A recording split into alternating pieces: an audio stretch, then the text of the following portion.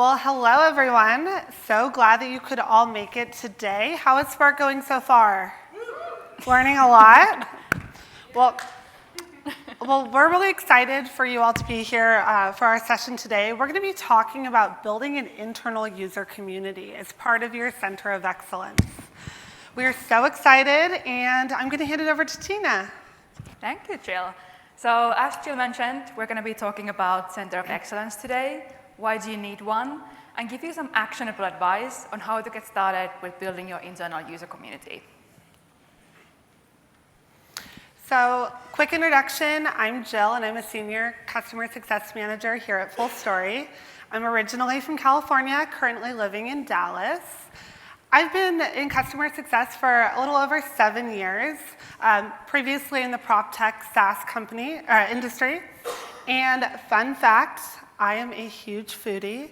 I plan my vacations around where I'm going to eat, and I've gotten lots of great Atlanta recs. So if any of you have any good recommendations, find me after. And I'm Tina. I'm one of our CSMs here at FullStory. I'm based in London, but originally from Finland, if any of you wondering where my accent is from.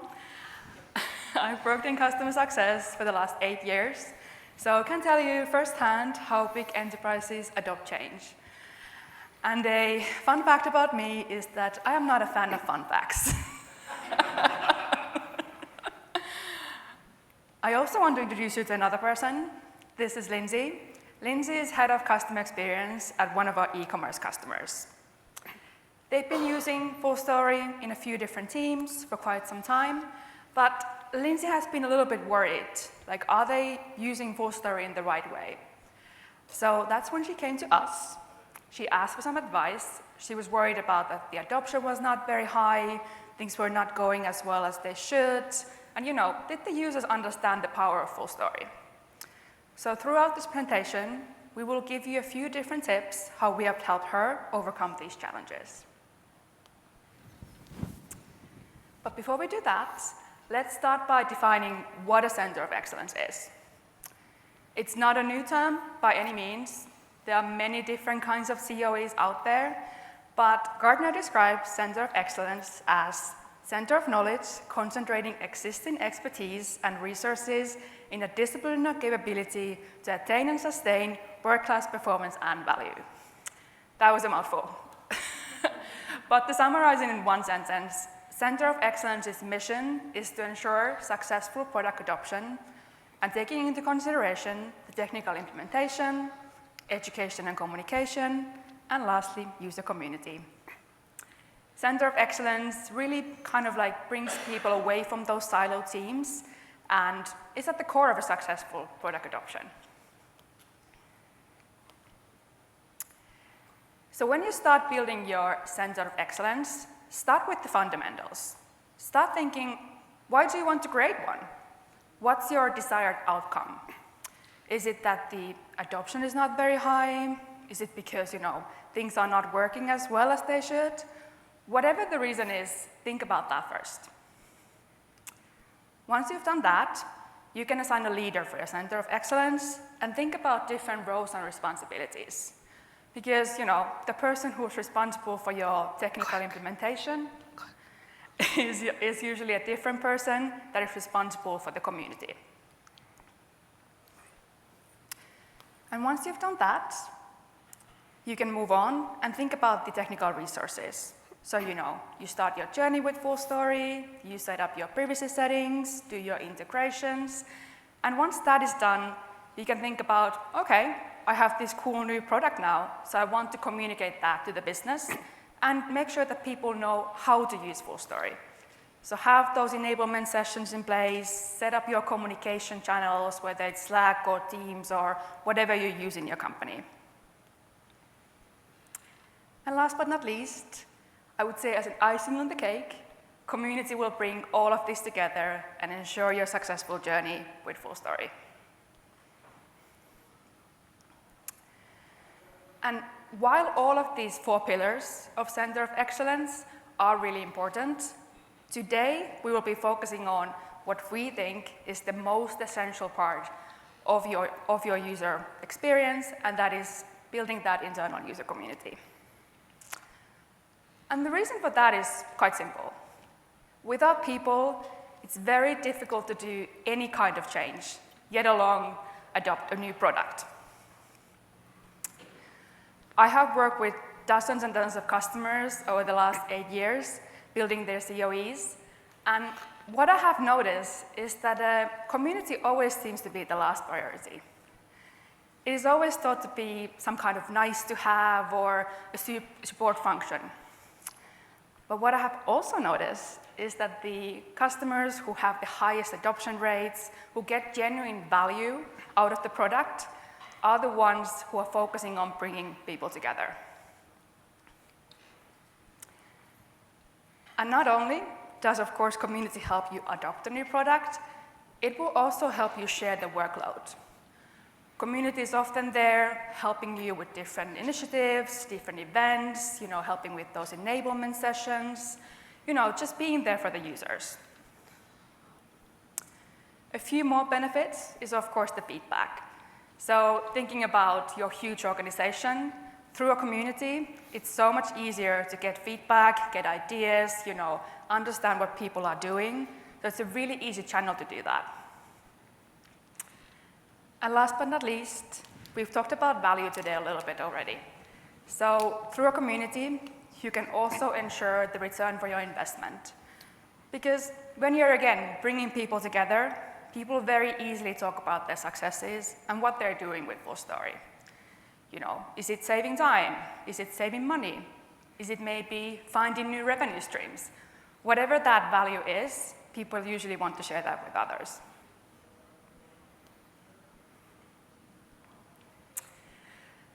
So now that I've gone on and on about how great community is and all the benefits around it, I think it's only fair to recognize that change is hard. 60% of employees experience frustration with the new software, according to Gartner. What do you think about this number? Seems accurate? Low? High?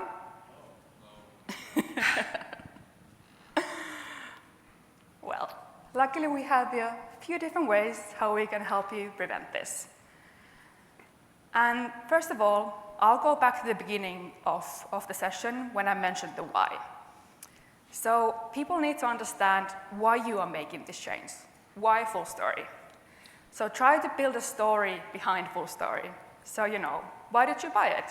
Was it because, you're getting insights that you can't get anywhere else? Is it enriching your current data? Whatever that was, think about that first and also tell that to your users. I've also talked about people quite a bit, but yeah, involving people in this is definitely at the core of a successful adoption. So if you're thinking about it, unconsciously, people are actually aligning their thinking and behaviors with others without even realizing that they're doing so. Also, consciously, they're thinking about how to do this together. So this is something that I would definitely recommend everyone think about, is like how to involve people in this experience. Because when you are creating a shared experience, people want it to be successful. Again, I'll go back to the feedback part of it. So be open for changes, ask for regular feedback, and then take action based on that. So if I go back to the beginning of this session when I talked about Lindsay, Lindsay sends out a quarterly survey with 2 different questions. How would you rate your experience with FullStory, and what do you need more of? So it can be as simple as that to get that insight from your users. I want to end this by saying that don't be afraid to fail. Persevere. So maybe in the first watch parties or your community events, people are not coming there, and that's completely normal. It takes time to do this kind of change. I think most of you have heard about the normal kind of adoption curve. So there are always those early innovators, early adopters, but also people who adopt later. And that's completely normal. It doesn't mean that your initiative has failed. I will now hand it over to Jill to talk about how you have already made change outside of the workplace. Thanks, Tina. All right. It's 2020, and we think that we're going to be out of the office for 3 weeks. Initiatives that were once considered impossible, or even in the office or in home life, became essential overnight. As they say, strange times demand strange strategies. We quickly learned how to grapple with distractions or even create a new normal. Was I at work or was I at home? I'm not sure, because both are at my dining room table. Now, this seemed difficult for me, but what about all of you with kids? How many of you have kids? Okay, how was 2020? All right. Always concerned of, which child is going to interrupt your Zoom meeting, or is everyone fully clothed? Are we using inside voices? Bribing children with TV and sweet treats no longer frowned upon, but it was hard to see the light at the end of the tunnel. I know that a lot of you had to take on the role as an educator. It was full-time product manager, full-time elementary school teacher. So whether your 2020 looked like, well, either the photos on the screen, it was a less than gentle reminder that change is inevitable. You didn't ask for a pandemic, and you probably have a new appreciation for teachers, but you adjusted because you're resilient. You excel at change management, and you proved that in 2020.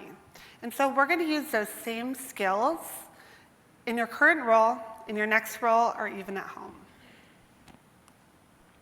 So let's get into it. Let's talk about how this translates to building a user community.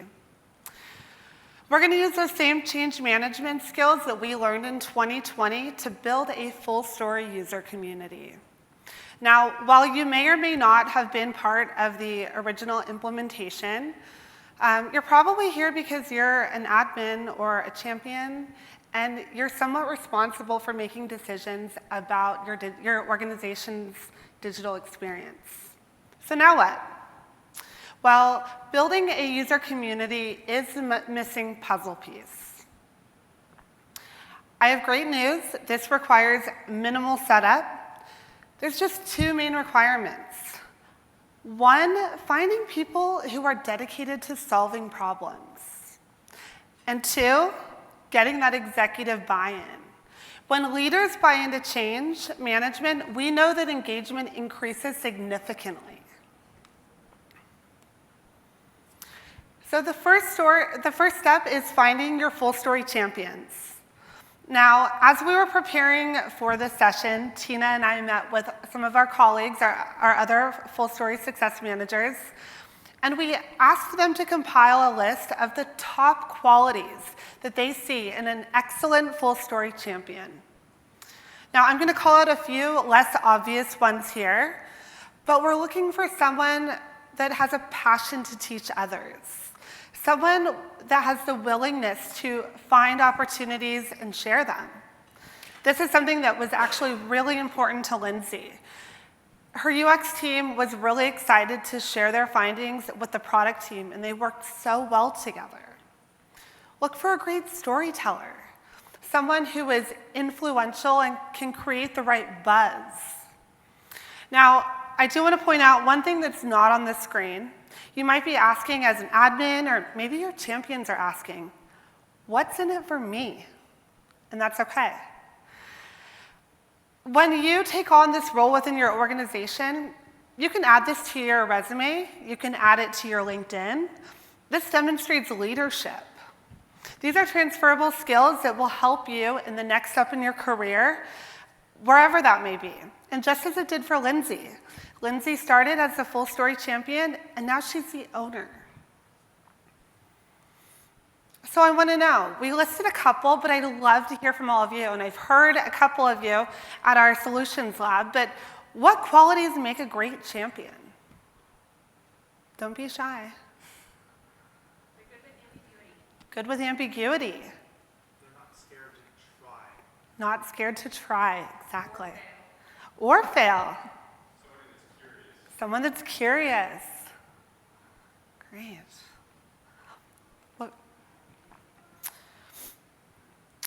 So for a second tier, we're looking for cross-functional collaboration.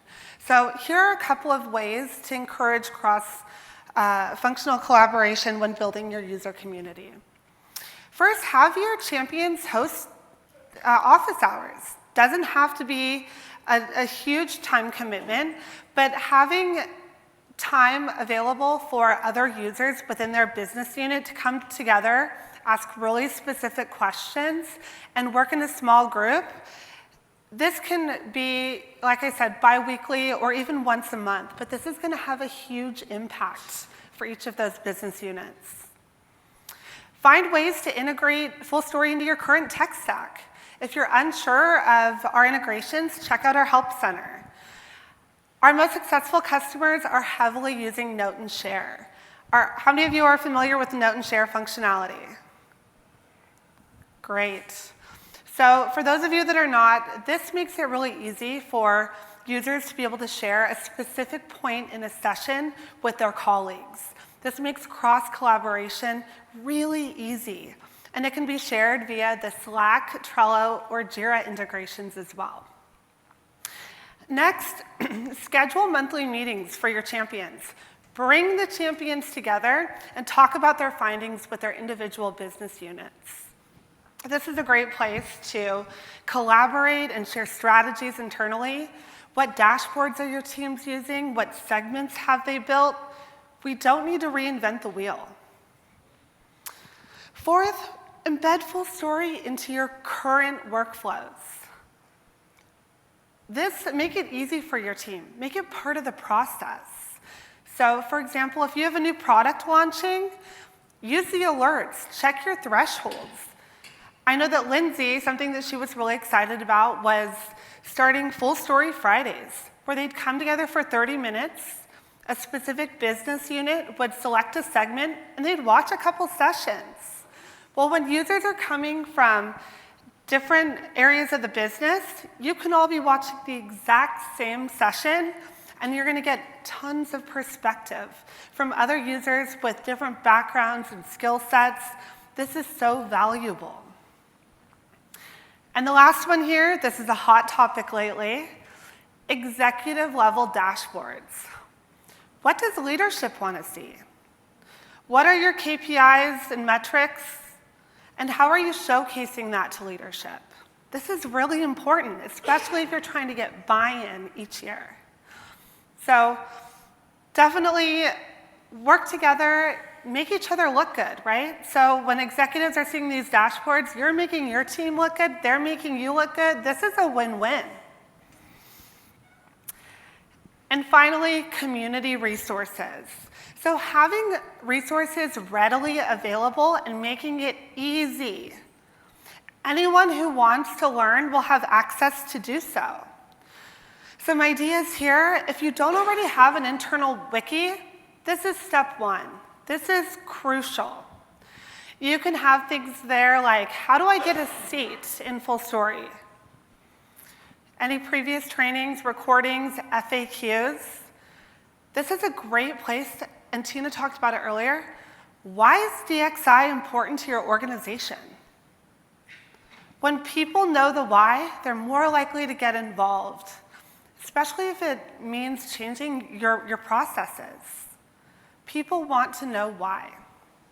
I have a customer who actually started sending out a welcome email to all new FullStory users. How to get a seat. Here are the first 3 trainings, a 101, a 201, a 301. Talks about the kinds of dashboards that each business unit is using, what pertains to them, even your FullStory team's contact information. Having that readily available is going to be huge when it comes to, again, creating that user community and making sure that we're making it easy for them. Next, provide a collaboration space, a virtual one. And I'll bet that a lot of you are already doing that. If you're using Slack, Trello, Asana, find a place to connect your users from across departments. Whether that's using one of Slack, Trello, any of those, make sure that everyone's included, right? What are the updates on FullStory? Keep it all in one place so that people are talking internally. And last, as you heard this morning from Scott, he announced our new FullStory user community. How excited are we about this? I am very excited, and the team has done a fantastic job, so I hope that you all get logged in before you leave. But this is really going to help you connect with like-minded peers in your field. I can't tell you how often my customers come to me and say, how are other people doing it? Well, I can help you, but why don't you go talk to them? Strategize with them. Learn from them, understand their use cases. How are they using it? This is a great way to collaborate with other experts in the DXI industry. Thank you, Jill. So hopefully that gave you a lot of different tips and tricks on how to get started with your user community. And maybe you're wondering where Lindsay is now. So Lindsay implemented this 3-tier system. So all of these 3 steps when it comes to community, she embraced that change. And not only did it help her career, but it totally changed how they're using data now in their organization. And just as we practiced in 2020, being adaptable, resourceful, and demonstrating leadership, those are all transferable skills and aspects of life, including building a FullStory user community. I hope over the next 2 days, you use the time here to network with your peers, as well as the FullStory team. There are some really great ideas out there. You can also find us at the Solutions Lab. We'd love to hear some ideas that you have or what you're currently implementing. But ask questions, be curious, be an agent for change management. Thank you all for coming today, and we hope to talk to you soon. All right, thank you so much, Tina and Jill. If we have any questions, I will happily come to you to let you ask a question. Any questions so far?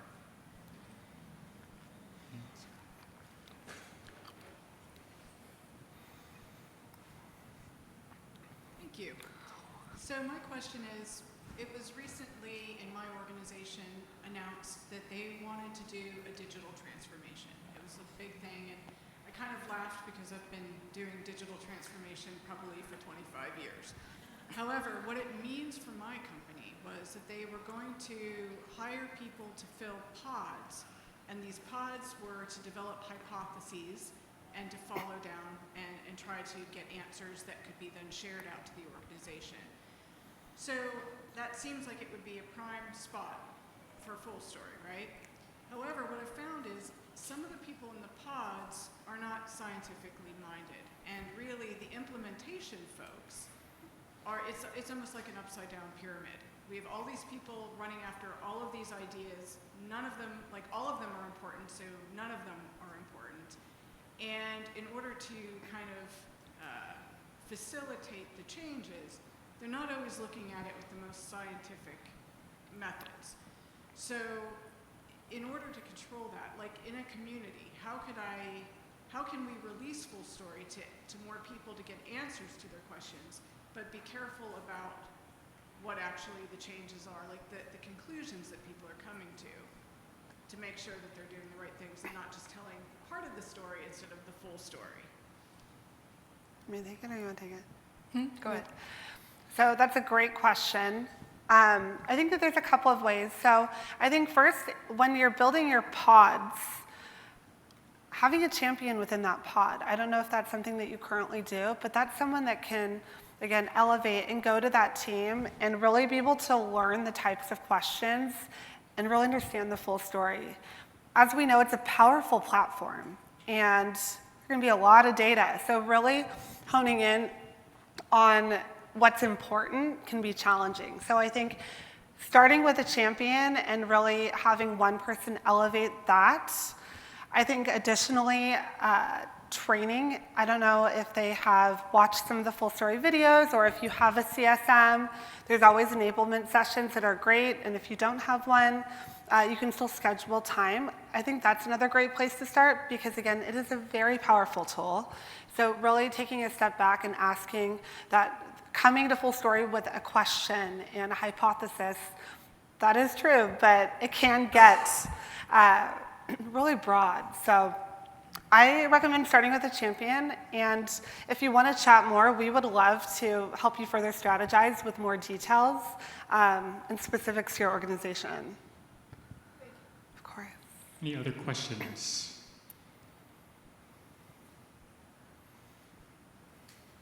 Tina and Jill, I actually have one for both of you as well. With all the strategies that you had in terms of getting that adoption, what would you say is like some of the low-hanging fruit that gets quick success? I'm going to say the champions again. I mean, I worked before at Salesforce and Tableau, and all of the customers had a huge champions programs. And that was the key to having value, gathering all the feedback, and doing the enablement. So even with starting 1 or 2 champions will be the key for the success, in my mind. I would say having a watch party. How many of you have hosted a watch party? All right, a couple folks. It's amazing. We do them on our on-sites. As you can imagine, we FullStory. And sometimes you need that spark of, wow, it can do what? And that really gets users in there and getting curious.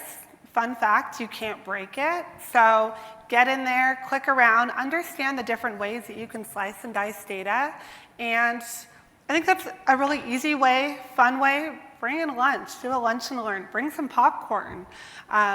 Make it easy, but just get people curious.